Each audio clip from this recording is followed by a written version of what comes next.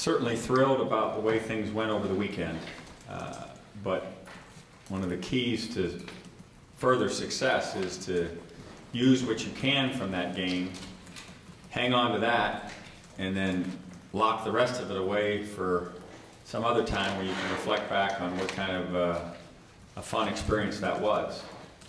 Because there's still lots of work to do before we can be the kind of team that we'll need to be to compete in this conference, which, as we all know, is very, very competitive.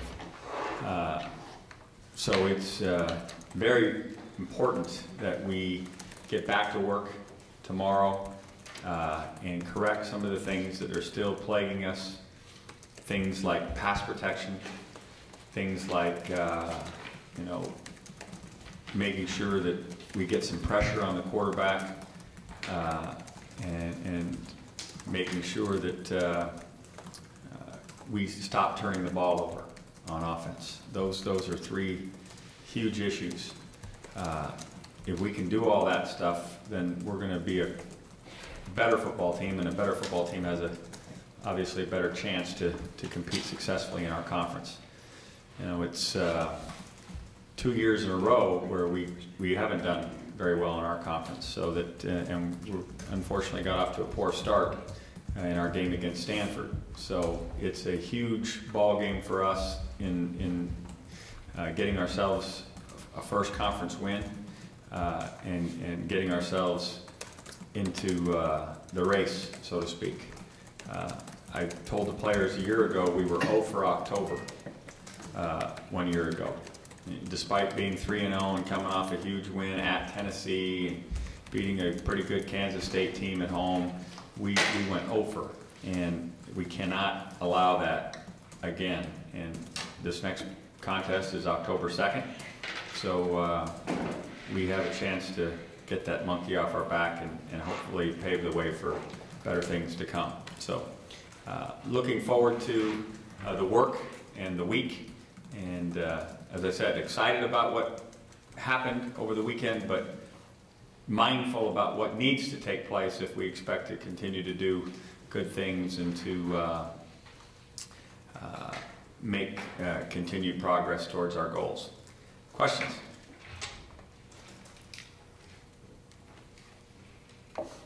Okay then, good to see everybody. You talked yesterday about, someday you're going to need the passing game. Isn't it also come a point where you got to kind of have to force it to get ready when you do need it? Well, I'm not sure I have the answer. My instincts say yes, we need to force ourselves to throw the ball a little bit more. But, there are lots of weapons in football. One of them is ball control. Another one of them is field position. And by the ability to control the clock and control the field position, you can cause the other team to become a little bit more impatient. And I just don't want to force the issue of throwing the football because of my background and because I love to throw the football and my instincts are always what's available in the throw game.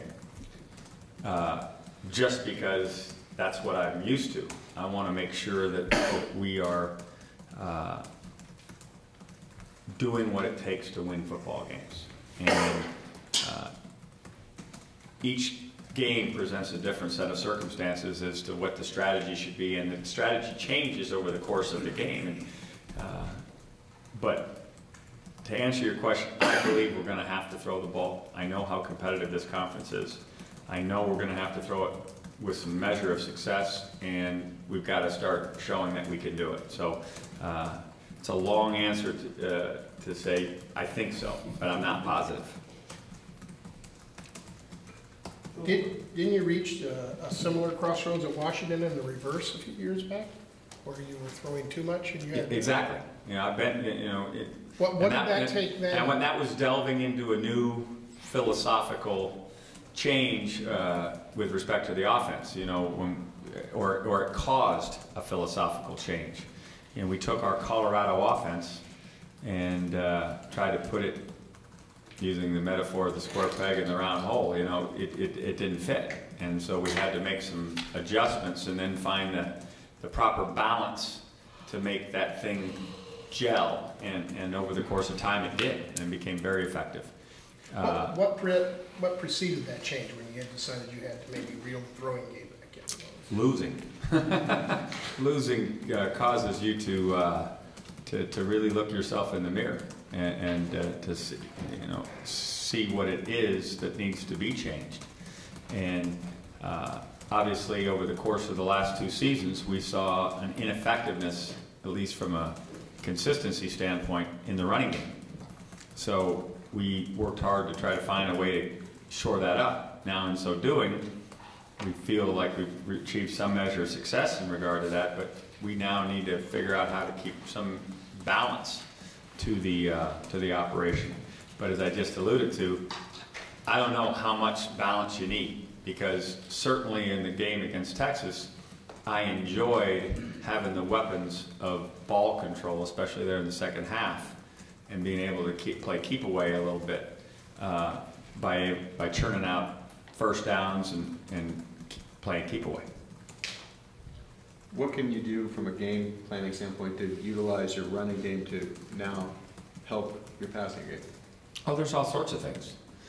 But you have to ask yourself, at what point am I taking away from what has been, you know, kind of our calling card in these last 2 victories, which is smash mouth, hard nose, physical football, where the other team knows it's a bare knuckle fight every down. You know, you don't want to get so fancy that you're losing that aspect because as the games wore on in each of those contests, there was a point where you had taken control.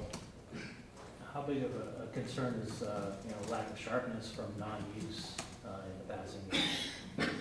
Well, to that point, we actually were pretty sharp in the throw game the other day. The issues were more of a protection thing than actually playing throw and catch.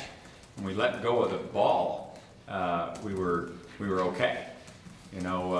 There were 2 great third down conversions in that drive that began the fourth quarter. There was opportunities to hit balls in other places where the protection unfortunately broke down. So we can, the efficiency of the throw game, I don't quarrel with. We only threw, I think, 9 passes in the game, or at least got thrown 9 times, right? Maybe a 10th. Nelson might have thrown 1, but that was the 9th. So what Kevin was, what, 5 for 8? 5 for 8. So, I can live with 5 for 8. Now, it's hard for me as a former quarterback when 5 for 8, I wanted to be in the first drive, to say that that's a game's work, but we're finding our way. And again, mindful of not trying to let go of weapons that we may have discovered. Rick, how much of the sacks are because that line has been so focused on run protection, which they've done a good job, and run blocking? Some of it can be attributed to the fact that maybe we're not emphasizing it enough. I think in this game, you have to give at least one of them to noise, where we thought we heard something we didn't. One attributed to quarterback feeling like he could get rid of it in time and didn't.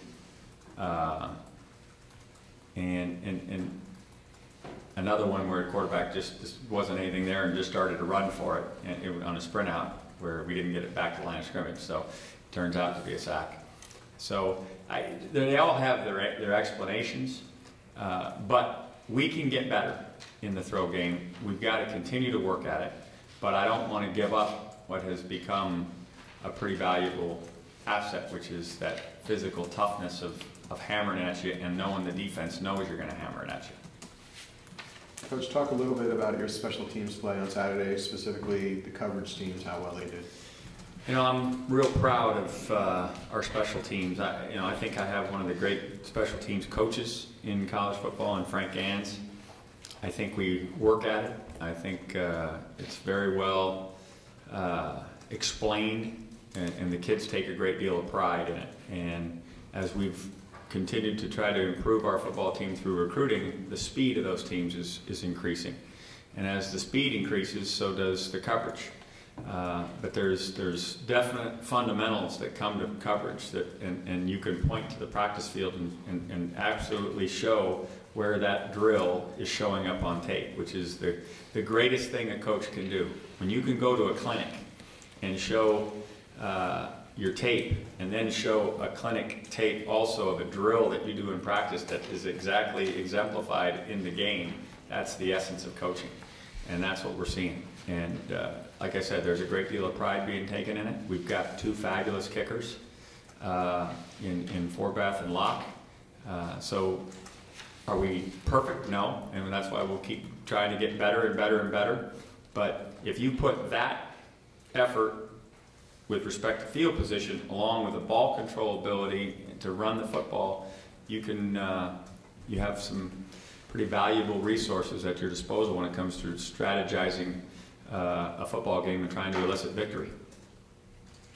Coach, 2 great victories. How do you make sure your team isn't overly confident going into this week's game?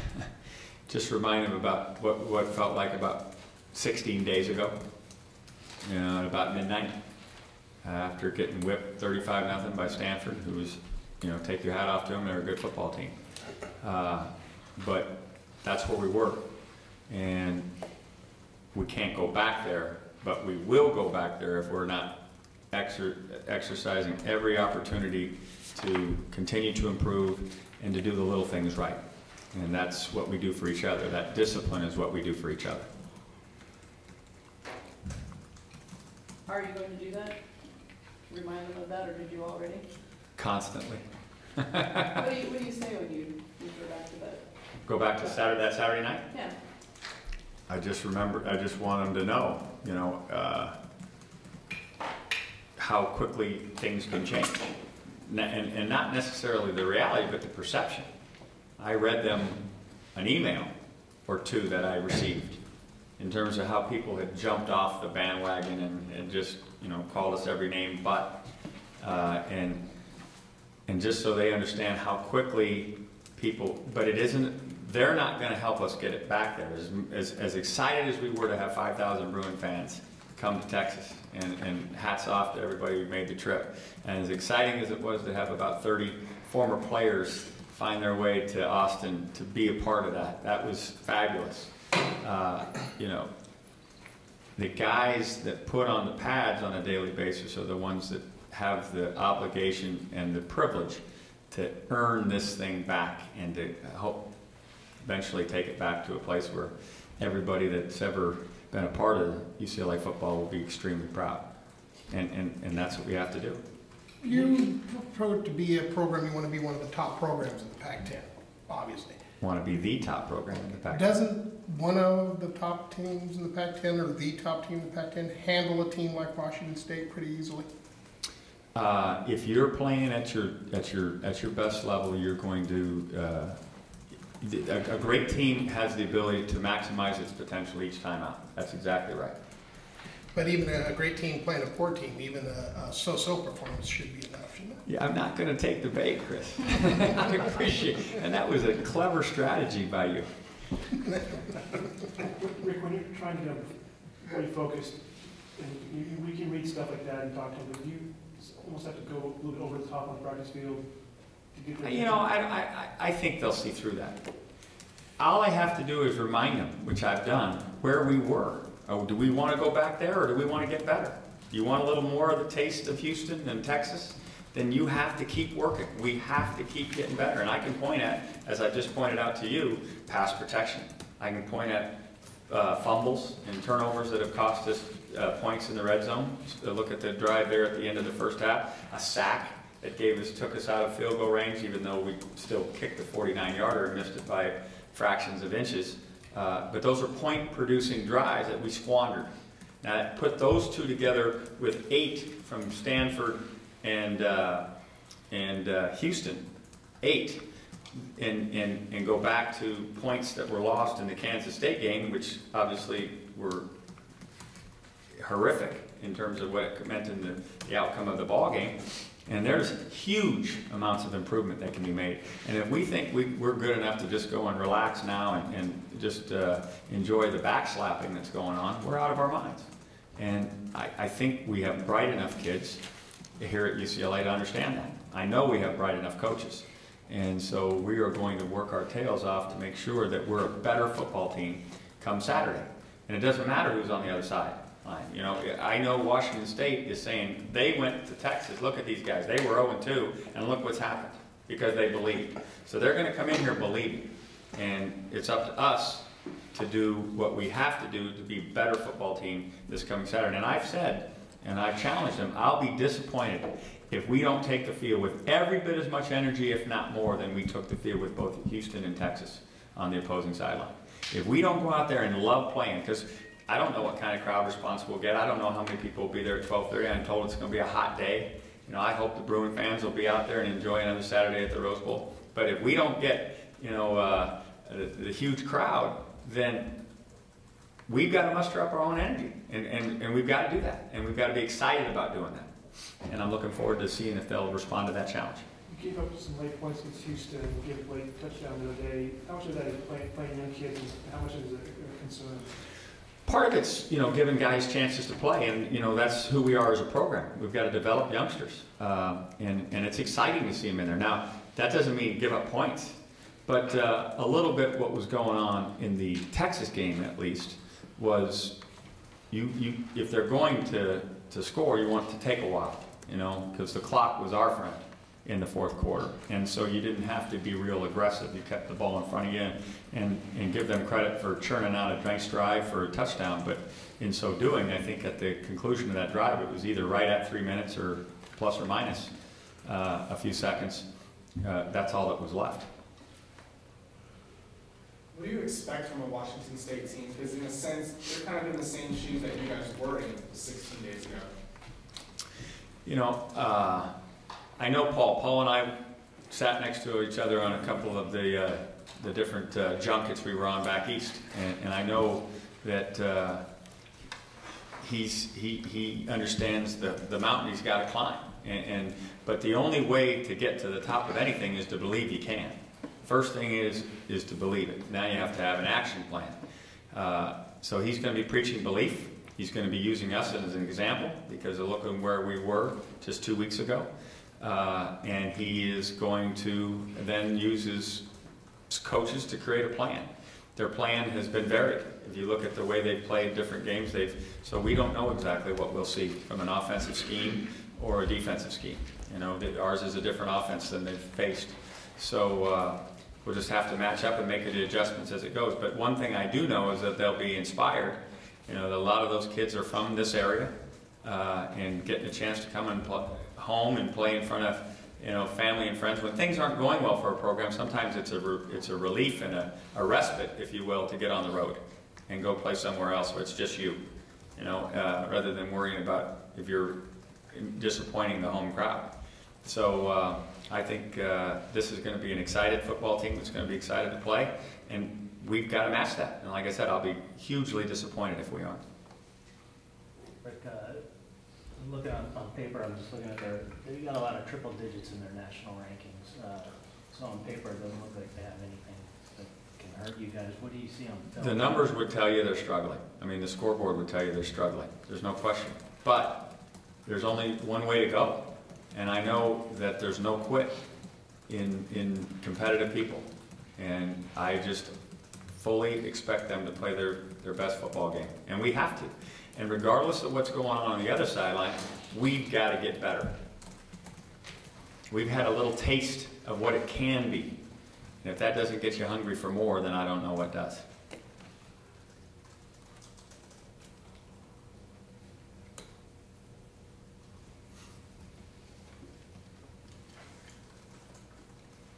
Any other questions? Did you respond to those emails?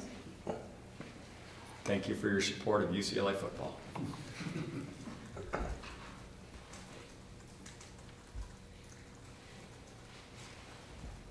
Even though some asked me not to say that to them, I still did.